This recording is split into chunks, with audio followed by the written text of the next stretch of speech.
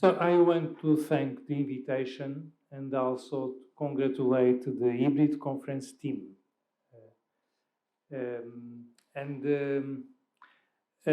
My job is to warm a little bit after the lunch, before we listen to Olga Noronha, designer, who is a fellow in ESAD also.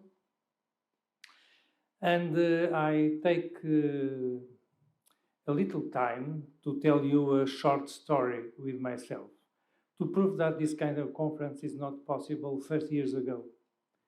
At that time, I was a master's student in engineering, and in the lunchtime, like we have just now, some of my dear colleagues, they start to speak about somebody who is accepted in this master degree, and they have, this guy have a bachelor in philosophy.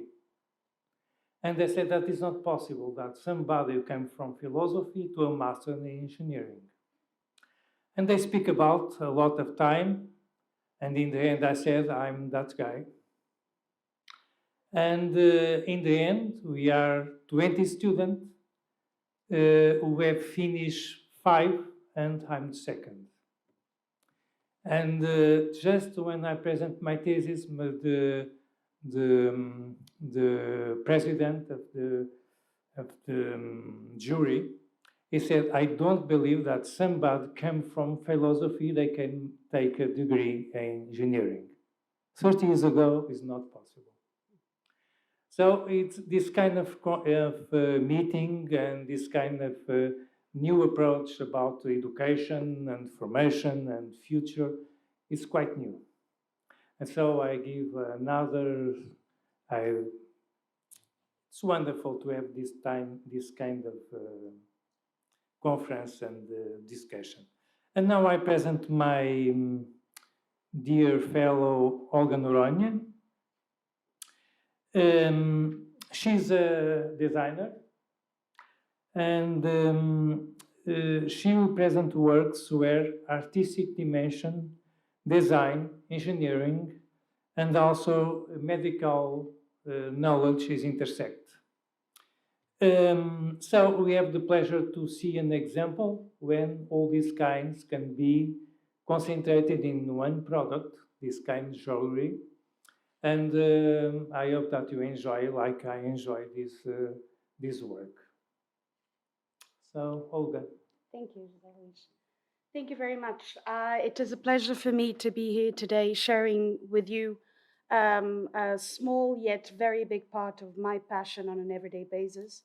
My name is, as you know, Olga Noronha, as you know by now. I am a former jewelry designer who got quite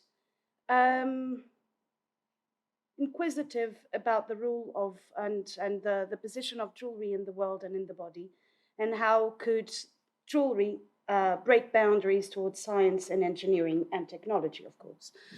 So before I start speaking about exactly the project that we will be speaking further on and the reason why I'm here, I would like to, with this image, tell you a little bit of my personal story. I am a daughter of 2 doctors, one surgeon, one occupational health doctor, my mother, my father an orthopedic doctor, but my mother has been helping my father in the surgeries for the past 30 years.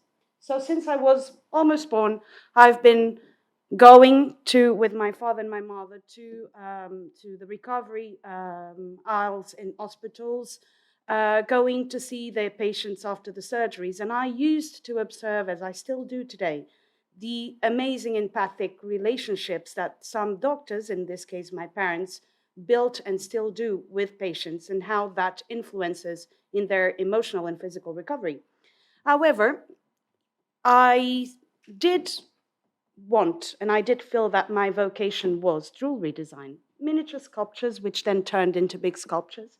But what could be my role in this empathic situation between the vulnerable person as the patient and the doctor the practitioner who on an everyday basis does the mathematical act of mending the body. It's usual, it's a very active position, and for the patient, it is a very passive position. So the patient doesn't really have anything to do or to be able to choose in the process of the recovery and the mending of the body.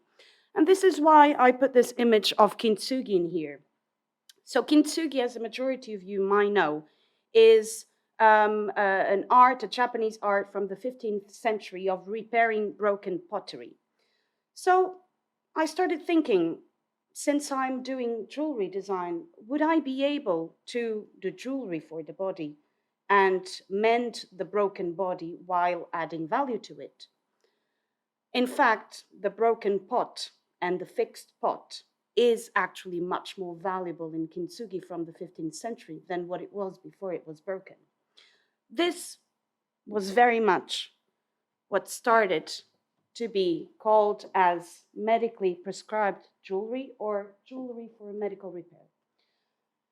As a graduate in jewelry design who then moved into a master's at Goldsmiths College in the design department, but stepping into the anthropology and sociology department, I started studying and doing a fairly extensive literature review and research on body modification and how jewelry would perforate and penetrate the human body towards fulfilling religious purposes, philosophical purposes, eventually medical purposes. And on the other opposite side, I was studying practitioners as doctors, for example, in this case, and engineers, procedures into creating medical addendums, medical devices, and on the procedure, the surgical and medical softer or harder procedure of inputting those devices onto the body for the patient to be able to acquire their quality of life again. And in the middle of the study, I discovered this particular quote by Amy Mullins, who is a very, very famous spokeswoman, yet double amputee and a model who was catwalking for Alexander McQueen, who lost her 2 legs, but still said, "This is the opportunity for adversity. I did lose my 2 legs, but now I have the chance of choosing which legs to wear on an everyday basis. Sometimes I'm 2 meters tall, other days, well, I'm really, really short because I don't have legs at all, but I can choose them as I choose my shoes," which created a space for identity creation within adversity. So what you see in the middle on the bar was jewelry for medical repair. Let's pick up jewelry and body modification, but do it under the Hippocratic Oath. So the body needs to be recovered, needs to be intervened by surgery by a doctor. But why could we not give someone as passive as the patient the choice to customize their process of mending the body? So at that point, on my PhD, I researched and I developed several archaeological layers of the human body. So I was picking up and studying from orthoses to intra-articular replacements. And as you see, you will see different levels, which I may speak very briefly. So then we go on into the project, in which I would research and understand the actual and the contemporary advances of medical procedures and medical prosthetics and orthotics in terms of restrictions, knee braces, finger braces, for example. And I started beautifying them. But while making them aesthetically pleasing, there was something that was always imperative for me, which was making them as useful and as utilizable as they are in the medical context. So they can be beautiful. They can how should I say? They can act like curiosity objects in a good sense and not on a pitiful sense, but still they are able to be used medically. On the first image, for example, we have one of the project's neck braces, which is a filigree neck brace, which serves as a sculpture while in the art context, yet it opens and it fits ergonomically onto the person's body, in this case a woman. Second image is a suture made out of metal chain, which works as embroidery of the body. And when the tissue, the subcutaneous and cutaneous tissue regenerates, it embeds the embroidery. Second is an orthodontic device. Third is an orthodontic device. Third is a bone plate, which is literally what we will be talking about. And on the last image, on the fifth image, we have a hip replacement with a few words, in this case, to be or not to be, to do or not to do, as a metaphor of William Shakespeare engraved in the head of the femur. So the project that we are speaking about today is called Study of Filigree Patterns for Application in Biomedical Jewelry. So after I did my PhD thesis, I didn't quite stop researching. And as in conversation with a very close fellow and friend from ESAD, we started wondering, maybe we should be candidates for an FCT funding for an exploratory project and actually prove that not only the concept works, but we could have funding to take it into lab and try it out biomechanically. That's what we did. So from this project, the term biofiligree, which is now registered, arises. And biofiligree is not more than a new concept of implant within functionality, but at the same time, a jewel within aesthetics. The jewel becomes the body, and the body becomes the jewel. So yes, well, since we are on a STEAM conference, I felt it was my duty to prove that this is a STEAM, or better, a STA project. S, because we are, and within this project, medicine is imperative. T and E within biomechanical and mechanical engineer, without which this project would not live, without which my idea of medically prescribed jewelry would not be able to be in the market one day. And A, art and design, the birthplace of this project. M, let's leave it for quantitative research, which we will in the future hopefully do in another funding project, because this is a proof of concept. And let's leave it for FCT to fund us, to give us the mathematics and the numbers. It is worth it, of course, to briefly present the team that is working currently on this project at ESAD-Idea. So within art design, myself, Rafael Coelho, Margarida Azevedo, which is here today, and Caterina Miranda. Caterina Miranda, as you see there, is a grant holder. So within this project, we have 2 MA grants to offer. Which one has already been offered to a design student, to a MA product design student, and we are going to open an edital for a bioengineer or mechanical engineering student in the next coming months. So within biomechanical engineer, we have José Simões, Antonio Ramos from Universidade de Aveiro, and a future coming grant holder. And in orthopedics, fun part, my father, who didn't believe the project at all in the beginning, is now working on it as an orthopedic doctor. So here come a few images. What if I was going to tell you an eventual story of someone, or imagine in your position, and maybe the majority of you wouldn't agree with this at all, but you've had a fracture, which is not, it is a serious fracture, but it is not an urgent fracture, because we are dealing with non-urgent fractures. But you do have the chance to be an active participant in the foreign body that is going to be placed inside of your body so that the bone regenerates safely and healthy. But you are aware that 1 year after, that material, that metal material, is going to come out and nothing will be done with it. Either it will go to surgical rubbish, or you can ask to keep it, but there won't be a lot of hypotheses to transform it into something.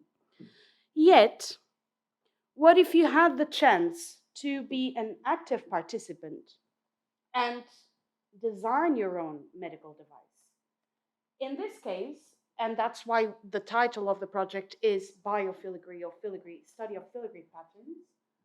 What we have found out throughout my PhD was that, yet I started by thinking about Portuguese filigree as a pattern, as lace that can be seen via X-ray inside of the body, but actually the density of the filigree might actually influence on the recovery of the fracture of the bone. So it needs to be more, it should hypothetically be more dense in the place of the fracture so that the bone is correctly placed. Yet on the external parts of the fracture, maybe it wouldn't need to be so as stiff or as thick than the place of the fracture. But in fact, and unfortunately, I still don't have images to show you, nor predictions of the future, but I will tell you what the outcome is.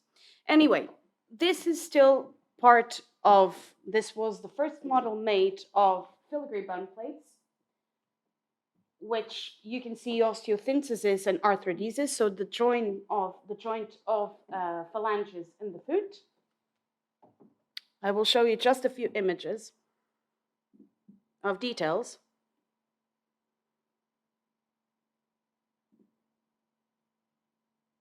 And then I'll stop in this one. We'll go further still with the same images. Everything that I've been saying until now doesn't stay just inside of the body. So the point that I said on the would you rather or the images, the previous images showing the actual bone plates.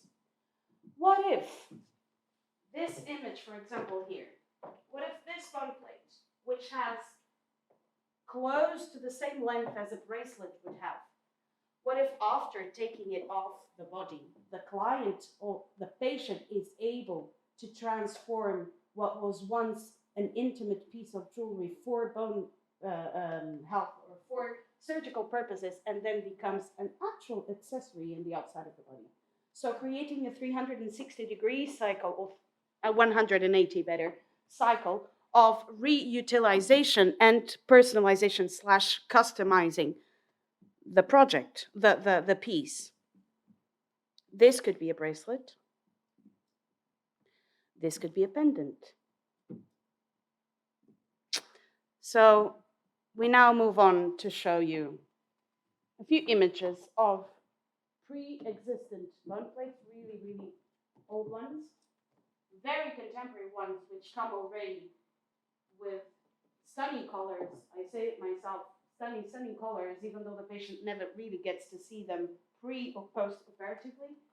And then there is one filigree bone plate, which will be eventually, in the end of this project, present in a catalog, and the patient, before going to surgery, is able to choose the pattern of the bone plate. You won't choose the procedure, of course, because it's already prescribed by a doctor, but after it's taken out, after 1 year, a beautiful luxury box will be delivered to the patient with the same piece that was inside of the body, then turned into a piece of jewelry that will be kept as a memorandum, as an accessory, as a sculpture, as a reutilized item of medical addendums.